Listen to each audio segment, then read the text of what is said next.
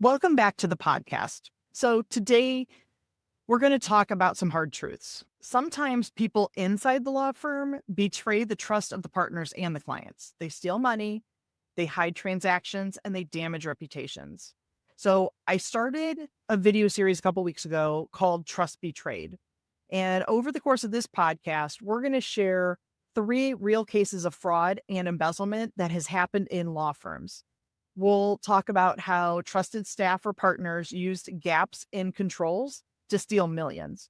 And we'll discuss simple steps you can take now to protect your firm. My goal is to help law firm owners use the trust but verify method. As your firm grows, you will delegate more, and strong internal controls can feel slow, but they are going to save you time, money, and stress in the long run. Welcome to your Profitable Law Firm podcast. I'm Kelley Brubaker, your dedicated host, passionate about empowering law firm owners. Let's dive into the hidden strategies that lead to overflowing profits, scaled growth, and thriving lives. This is where overwhelm transforms into confidence, enabling you to create and enjoy your dream firm and your dream life. Case 1, Irene M. Scott. $1.7 million stolen by a long-term bookkeeper. In May of 2021, the U.S. Attorney's Office for the Western District of Texas announced that Irene M. Scott, 42, former bookkeeper and financial manager for a private law firm in San Antonio, pleaded guilty to 3 counts of wire fraud and 1 count of bank fraud before Judge Fred Beery. Scott worked for the firm from August 2011 through February 2020. Her duties included issuing business credit cards to employees, closing accounts when employees left, maintaining the firm's financial ledgers, and paying vendors and operating expenses. So how did the embezzlement happen? Well, Scott had unfettered access to the firm's credit card systems. She noticed that no one reviewed monthly statements in detail, and over time, she began making personal charges on cards issued to other employees. Because she controlled the accounting entries, she could code her personal expenses as legitimate business costs, labeling dinners, travel, and home improvement as client development or office repairs. She also saw the bank reconciliations were done by herself alone without a second reviewer. So that meant she could cover up missing funds by altering the ledger. Over 8 years, Scott used 3 office credit cards to make non-firm purchases totaling over $1.2 million, roughly 75% of which supported her husband's outdoor lighting business.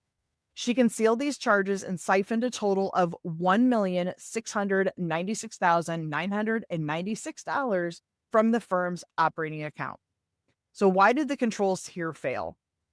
Well, there was no segregation of duties. Scott both posted transactions and reconciled accounts. There was blind trust in her tenure. Her decade at the firm discouraged deeper review. And there was a lack of surprise audits. Statements were never spot checked against receipts or budgets. If you're curious to learn more about this case, I'll leave the full plea details from the Department of Justice press release in the show notes below. Case study number 2, Jennifer Elaine Roarke.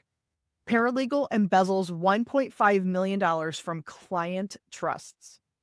In July 2023, the U.S. Attorney's Office for the Western District of North Carolina indicted Jennifer Elaine Roarke, 54, of Hickory, North Carolina, on wire fraud charges for embezzling more than $1.5 million from the client's trust accounts of a local law firm where she was employed. Roarke joined the firm in 2007, and by 2015 was trusted to open mail, deposit checks into trust accounts, and process client invoices. She saw that her transfers, each under $20,000, blended into regular client activity. So how did the embezzlement happen? Well, Roarke exploited weak software controls. The firm's trust accounting system only tracked total balances. No alerts were flagged when individual client accounts dropped by small amounts. Each month, she initiated 190 unauthorized wire transfers to her personal accounts, disguising them as refunds or fee adjustments. She also noticed that partners rarely reviewed the trust ledgers. They relied on high-level summaries prepared by Roarke herself. That gave her time to cover her tracks. When one partner raised a question, she produced doctored reports showing the client deposits that never existed. So why did the controls fail? There was insufficient detail in the reconciliations. Only overall trust totals were checked. There was over-reliance on software defaults, missing alerts for client-level variances, and there was no dual sign-off on transfers. Roarke alone approved and executed each wire. If you want to read more about the indictment and the charges, I will leave the press release from the Department of Justice in the show notes below. And finally, case study number 3, Scott W. Rothstein, $1.2 billion Ponzi scheme at a major firm. One of the largest law firm frauds in history involves Scott W. Rothstein, former managing partner, chairman, and CEO of Rothstein, Rosenfeld, and Adler, PA, in Fort Lauderdale, Florida. In December 2009, federal agents uncovered that Rothstein used his firm to run a $1.2 billion Ponzi scheme, selling investors fictitious confidential settlement notes. In June of 2010, Rothstein was sentenced to 50 years in federal prison for racketeering, fraud, and conspiracy and ordered to forfeit hundreds of millions in assets. So how did the embezzlement happen here? Rothstein took advantage of the firm's reputation for high-stakes litigation. He convinced investors that he held large settlement funds for defendants. Instead of actual funds, he used money from the new investors to pay the earlier ones. He relied on the firm's billing and trust account systems to mask the missing cash. Firm partners trusted Rothstein's personal endorsements. They rarely reviewed the underlying trust account statements. Partners also deferred to Rothstein on large transactions, so there was no dual approval for multi-million-dollar transfers. So why did controls fail here? Well, there was a culture of deference. Partners assumed Rothstein's word was enough. There was no independent audit. The firm's trust accounts never underwent an outside review. And single sign-off on large deals. Rothstein alone approved investor notes and payments. If you're curious to read more about the case and indictment, I will leave the Justice Department press release in the show notes below. So why do internal controls matter? Well, law firms handle client money and trust accounts. Clients expect complete honesty. Regulators demand accurate records. A single fraud case can destroy your firm's reputation and lead to disbarment. Internal controls may feel inefficient, and you may worry that the extra steps slow down your team. But the cost of fraud is far greater. We're talking financial loss, legal fees, and lost trust. Clients leave, prospects stay away. Effective controls do not have to be complex, so start small. Start with segregation of duties. And what that means is no single person can set up, approve, and reconcile transactions. Make sure that there are regular reconciliations. Now, I have some clients that will reconcile their bank and trust accounts weekly, but at a minimum, once a month, reconcile your bank and trust accounts. Check both the totals and the individual balances. Another thing that you can do is surprise spot checks. Perform unannounced reviews of invoices, expense reports, and trust transactions. Here's another idea. You can rotate roles. Periodically rotate staff responsibilities to deter long-running fraud. And lastly, you could engage independent auditors. Engage an external auditor at least once a year for trust and operating accounts. Essentially, what I'm talking about is something that I call the trust but verify method. And trust but verify just means that you trust your team, but always check the work. And it's not about suspicion. It's about sound business practice. Growing firms can use the trust but verify method to empower staff while keeping the firm safe. So the 3 core steps are: 1, to make sure that you have segregation of duties; 2, regular reconciliations of financial accounts; and 3, surprise spot checks. Implement these steps in your firm today. Your team will see the value in clear processes, and you're honestly going to sleep better at night. So controls work best in a culture that values transparency and honesty. Talk about controls with your staff. Explain that these steps protect the firm and clients. Encourage questions. Reward staff who catch errors. Create simple checklists for each control activity. Make them part of the onboarding process. Update them as your firm grows.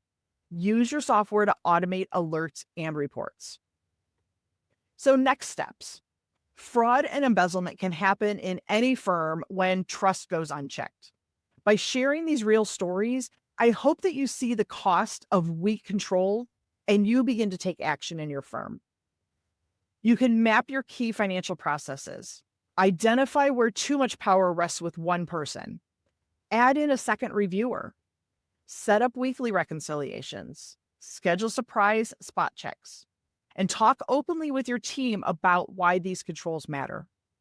For more real-world cases, join me every Friday afternoon on LinkedIn and YouTube. Each week, I release a new Trust But Betrayed video featuring another fraud story. Click over now and subscribe because knowing these lessons can help protect your firm's future.